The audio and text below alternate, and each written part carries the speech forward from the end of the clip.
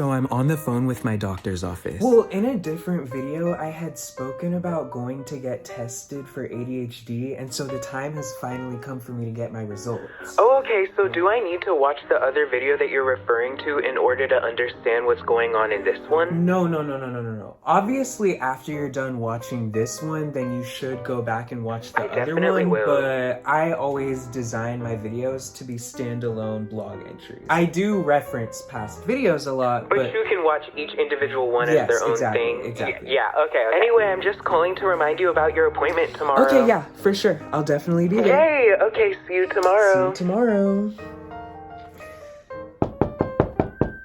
And that was when I got a knock on my door.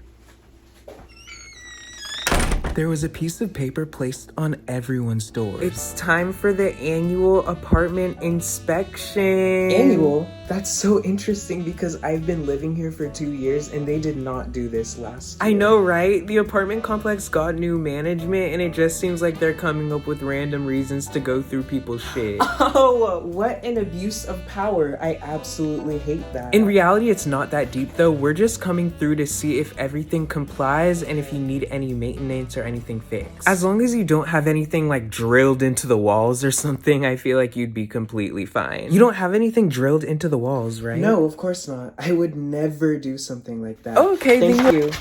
So I have these magnetic shelves on my wall and I was super nervous that when they came through for the inspection that they were gonna think I drilled it into the wall. Oh, those shelves are magnetic? Yeah, they're magnetic. Oh, what are they sticking onto?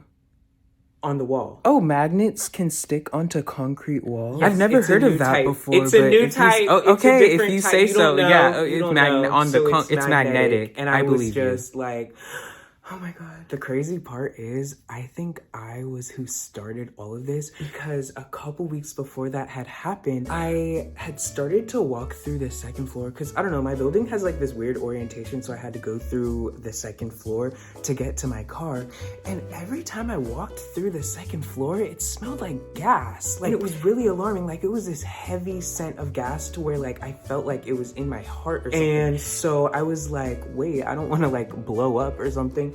So I submitted a maintenance request and I was like, hi, so I've been walking through the second floor and every time I go through, it's this intense gas smell near the middle. If you just walk through, you'll smell it for sure. I smell it every single time. What's he saying? I guess it smells like gas on the second floor or something. I'm like, I really don't give a fuck. Can we just let them die or something? Like, no, because if we let them die, then who's gonna pay for the overpriced rent? You're so right. You're so right. I'm not trying to like get you guys in trouble or like trying to like bust your balls or anything. I'm just trying to do my due diligence because I have this deep anxiety about my landlord. 2 years ago when I lived in San Francisco, I lived in this old house and it would always smell like gas and she always had this problem with it and she was trying to act like someone was trying to turn trouble with sewer. I'm like, wait, sir. We don't give a fuck. Oh, okay.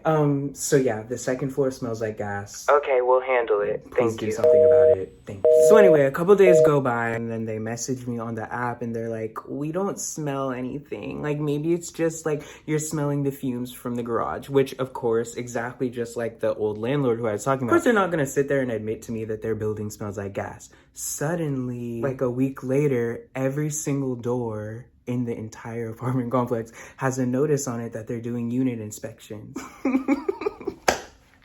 So now I'm like, damn it. So now they're gonna see my magnetic thing and they're gonna think it's drilled into the wall. Like, it's like, oh my god, it's a magnet. It's just, it's really strong glue. Like, it's not drilled into the wall. It always starts with a picture. That's how we've been learning in art school, is to draw off of a model. And Camie's Dark World is centered around myself and my experience with the world through my own lens. So who better to use as a model when I'm practicing than myself? I planned on making these as complete as possible, even though they are just sketchbook entries. So for me, when I'm doing multiple pieces, in order to avoid burning out, I always do this first. Like, I draw an outline of each thing. I don't know why I finished the middle one first. I love when stuff like starts on one page and then goes off into the next page. In my drawing one class that I took during last year in the fall semester, we learned how to use the blending stump, and that really stuck with me. I really like it. I remember when I was first starting to draw in a sketchbook, I was using a lot of colored pencils, and I fell in love with watercolor because it took so much less time. But I love a pencil. I love the feeling of it dragging on the paper, and so to learn that you can use the blending stump with charcoal was like a whole nother revelation. I scribbled all over. You can kind of see how I did it on the face, but I did that on the whole body. I went darker and darker each round so that the shadows would end up turning black, because if you just use the lightest charcoal, it kind of doesn't turn out as black. So I needed to keep doing it in layers. So something was bothering me a little bit with the eye and the eyebrow, and so I used pen, and that was my first time doing pen and charcoal together. I was worried that it would look shiny, or like it would pop out. It would look like it was kind of a different texture than the charcoal, but I think I went dark enough with the shadows so that the pen just accentuates the parts that I wanted it to. The highlights are actually just the first layer of the charcoal pencil, and then I just drew with the darker charcoal pencil around it to make the shadows, and then I used an electric eraser on the shoulder highlights and on my cheek and on my nose, and it really helps the picture look so much more alive. Of course, it's just my luck that the very first one that I did, and also the one that is fucking divided by the middle of the paper, is the best one, but that's okay. These are just supposed to be practice. I did this one, and I really didn't like how it turned out. Look at the nose. For some reason, a sideways angle is just not my cup of tea, and so that really pissed me off. And so for this last one that I did, I made sure to just take it easy and just scribble. I think that's where I excel the most, when I don't take it too seriously.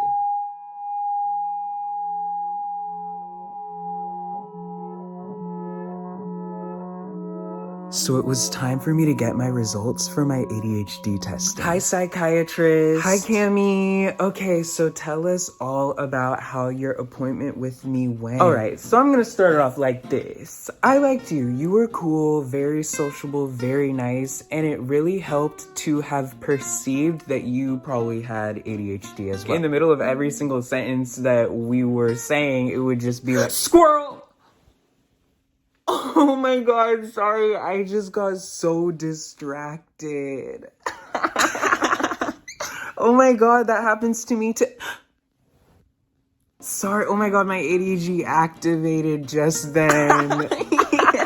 Okay, I'm obviously just messing around, but it did kind of feel like we couldn't get through one single conversation because we kept cutting each other off and sidetracking. So it was kind of fun in that way. It kind of felt like you were one of my friends, because that's how me and my friends talk to each other. And it made me feel very comfortable. Okay, so I am sensing a comma but approaching, so let's just get it out of the way. So you were nice, but you are a healthcare professional at the end of the day. You guys are running a business, and I noticed that you guys all have a similar issue with being direct about absolutely anything. I have no idea what you're talking about. Give me just one example. So I get to the appointment, we spend about 15 minutes talking about absolutely nothing. And so that was why I was so relieved after I just got back from my vacation in Spain last week. Oh my god, that is awesome. Okay, so I have a funny idea. What? Do tell. So what if we went over the results of my ADHD testing? Oh my god, that is so funny you brought that up. What made you think of that? I don't know. I'm just random. Okay, so I'm looking at the results of your ADHD testing,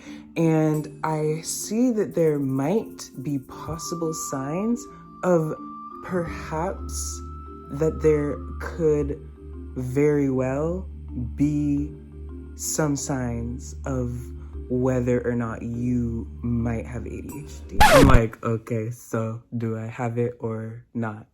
Like, maybe. Like, so I finally squeezed a diagnosis out of the doctor. You have ADHD, you have ADHD, damn, bitch. I was trying to hold it off as long as possible, because imagine a doctor misdiagnoses someone, then they prescribe you some pills that fucks you up, and then you go and sue them, and now we out of millions of dollars because the bitch wanted to be direct with you. I completely understand. So, am I getting my pills? Yes, I am sending your prescription over to the pharmacy that you have on file ASAP, and you can go to the pharmacy right after you leave from here and pick them up. There is one thing though about ADHD medication. A lot of it requires this thing called prior authorization. Camie? Camie, I wasn't done talking. I heard pills being sent to the pharmacy. I said, I gotta go. Bye, thank you. Okay, so I'm being very, very facetious here. Like, it was a very professional experience. We had a very nice meeting, and she sent my prescription to the pharmacy, so I bolted to that motherfucking pharmacy. Next person in line to get your prescription. Hi, my name is Camie. I just got a prescription sent here like 20 minutes ago. Camie, that name is not popping up in the systems. Oh, sorry. My real name is top 2, and I'm not number 2. Oh, there you are. Found it. Period. Clock it. So, this medication is not covered by your insurance. What the fuck do you mean it's not covered by my insurance? Girl, you think the insurance company's trying to pay for some little ADHD medication? They don't believe in that shit. You need medication for ADHD? We don't think so. I just don't think that that's really a thing. Like, here, how about you just focus really hard and just try? I think you can do it, okay? Love you. Now get the fuck out of my face, bitch, nigga. Anyway, it can be, but you require this thing called prior authorization. Did your doctor tell you about that? There is one thing, though, about ADHD medication. A lot of it requires this thing called prior authorization. Camie?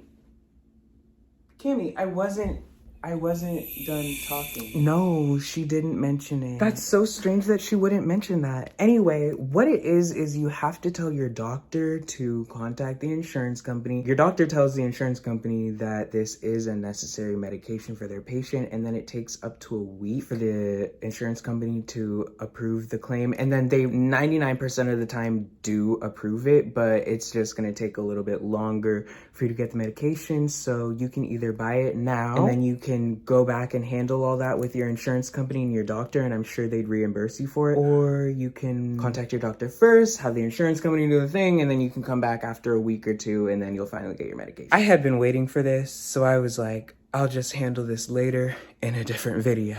Cash or card. So I finally got my medication, and I'm not gonna like go into like vivid detail about it. The great thing about whatever I was prescribed is that I don't have to take it every day. It's not an everyday thing. I can just take it as I need it. If on a certain day I have a lot of stuff to do that I need to really lock in on, then I'll just take it that morning. And it's gonna be great for school too, because it's really gonna help me focus. The other thing is that I can't take it at night. Like, you have to take it in the morning, or else you won't be able to fall asleep at night. So when I got home that evening, I had to wait until the next morning to try it out. In the meantime, I was very unsettled about that nose. The nose is just really bothering me. And so I thought about doing some nose studies to maybe get better at that. But then I was thinking about it, and I was like, wait, I kind of want to just like have fun right now. Cause like I can do studies during class when the semester starts. I decided to work on some sketches without looking at a model. I just did these straight from my imagination. What inspired these was I was thinking about how I used to draw before I took the drawing 1 class, and I was really into pen.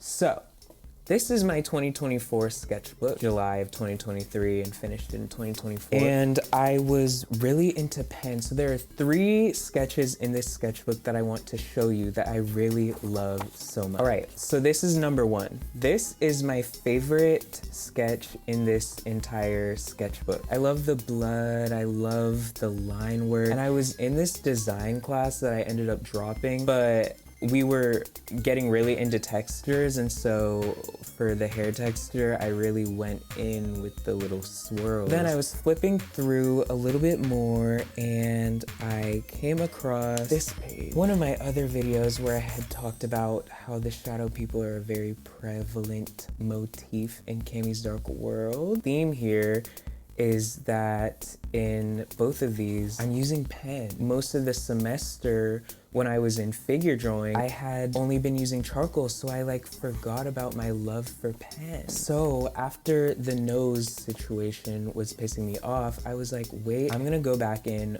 with pen. So this is what I came up with. That is inspired by my first sketchbook that I had when I was 17. I've been drawing all my life, but I only started recording my art in a sketchbook when I was 17. A big theme of Camie's Dark World at this point in my life was rainbows and gradients. So look at that. You see like the gradients? I was really into color. I was going to school in Boulder at the time, and I felt like I was not living the life that I had dreamt of living in my college years because I was up in the middle of the mountains. Like, I wanted to live in LA and I wanted to be a California boy, but instead I was stuck in the Colorado mountains. And so it might not have been apparent to the people around me, honestly, but my life felt very gray, and I felt like I was falling into a really big depression, and I felt like I started to mute myself so that I could fit in because I felt like so different. Even though I had a lot of friends there, but I didn't feel like I really had my people. What I was craving was coming out in the art. Do you see, like, there's all these colors? And so this, specifically the red gradient into green, I just really like that vibe. I like the green fire into red fire. There's a shadow person. So anyway, I channeled that 17-year-old motif that I had into this art, not even on purpose. That's just the beauty of recording your art and using it as somewhat of a journal, is that you can reference past things. You can go back and look at who you were at 17 years old versus 25 years old, and you can like mix and match different themes. So this I would consider a combination of 24-year-old me with all the pen scribbles, 17-year-old me with the rainbows, and then 25-year-old me. The day they were coming to inspect the apartments came around, and I was stressed. I was honestly pissed because, like, what the fuck do you mean you're coming in and inspecting my apartment like I'm living in a fucking dorm or something? I'm 25 fucking years old. You're about to inspect my apartment? Bitch, what's a security deposit for? Why did we pay a security deposit if you're gonna inspect the apartment before people move out? Bitch, I was working myself up. Oh, this goes against policy. You can't have these driven. Okay, well, you're just gonna have to go contact the courts then. You're just gonna go have to get a judge. If that's supposedly grounds for eviction, then I'll see you in the courtroom. You're gonna have to take me to small claims. Oh, you're gonna have to take this down off the wall, sir. This is magnetic. Oh, that excuse didn't work. They didn't believe you. Okay, well, I'm not taking it down, and you're just going to have to use my security deposit to pay for the damages. I was going through everything. I was sitting there, like, in the mirror, popping it. Oh, hi, I'm here for the apartment inspection. Well, one thing you're not gonna do inside of my house that I pay the rent for is walk inside with dirty shoes. Oh, I'm here for the apartment inspection. Okay, you can inspect, but I'm just letting you know that I don't appreciate. They're here. Hi, I'm here for the apartment inspections. Do you have any maintenance concerns? Absolutely not. All right, have a nice day. Hi, I'm here for the apartment inspections. Do you have any maintenance concerns? Yes, I do. Oh my god, thank you. All right, let me go take a look at that. He didn't even come inside. He literally walked away and went to the next door. And that was that. So that goes back into my original theory about how when I was walking through the second floor, I smelled the gas, and they randomly all of a sudden were doing apartment inspections. I feel like they just needed an excuse to like go inside of someone's apartment, because whoever's apartment smelled like gas like that was definitely breaking compliance, and they wanted to go in and be like, what the fuck is going on? But they didn't know which unit it was. So they needed to do it for everyone so it would like seem like it was equal. I don't know. I'll never know. I'm not working in the property management different maintenance departments, so, and they'll never tell me. I mean, they didn't even tell me. I mean, they pretended like they didn't smell it. It was the most potent gas smell. I don't know how you didn't smell anything, but it's gone now. I have never smelled it again since that day, so whatever. I guess everything worked out in the end. Comment baddie group if you made it this far in the video. I also have a baddie group announcement.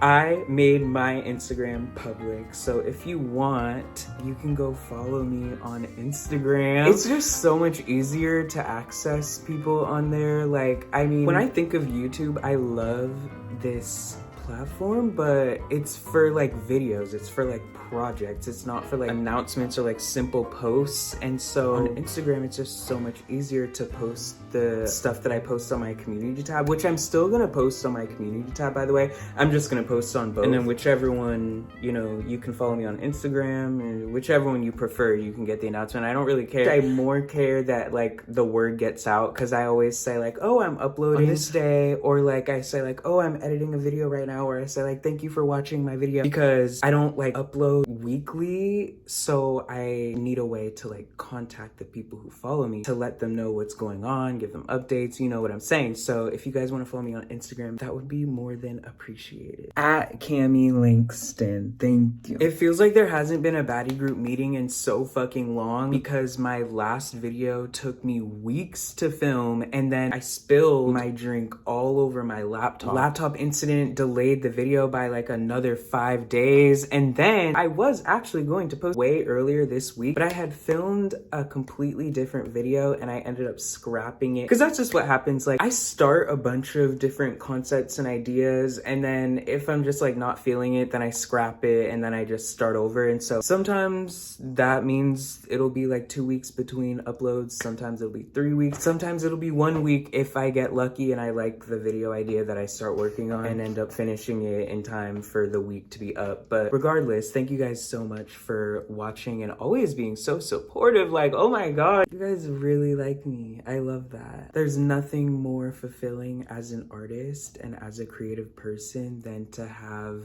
an audience of people who really fuck with the things that I spend so much time working on and creating. Like, oh my god. I'm not thirsty for the most amount of subscribers as fast as possible. I definitely want a couple M's for sure, but I'm willing to play the long game if that means curating an audience of people who really fuck with me. And that's why in a lot of my videos, I literally say straight up, like, please click off if you're a weird bitch, if you can't have an attention span enough to watch a video, if you can't handle a real story about someone's real life, if you're one of those whack-ass little bitches who sits online all day and doesn't actually go into the real world and experience real life, so you don't even know what it's like to interact with someone or to experience something in real life, so you're just sitting there on the computer in the digital world judging someone who's actually living and actually experiencing the world, click off. Like, you know, so I tell people, like, click the fuck off. Like, it's crazy how I actively discourage people from subscribing more than I say to subscribe, because I really don't want like weird bitches watching me. Like, I really don't. And so if that means it's gonna take a minute to like get them M's, then I'm gonna wait that minute, because I'm gonna have it the way that I want it. So if you notice something new on my wall, I kind of gave you a little preview of it while I was doing that little montage thing. So I worked on a couple new pieces after I had worked on all those other things, and this time I used pen and charcoal. Like, this is kind of how it ended up, because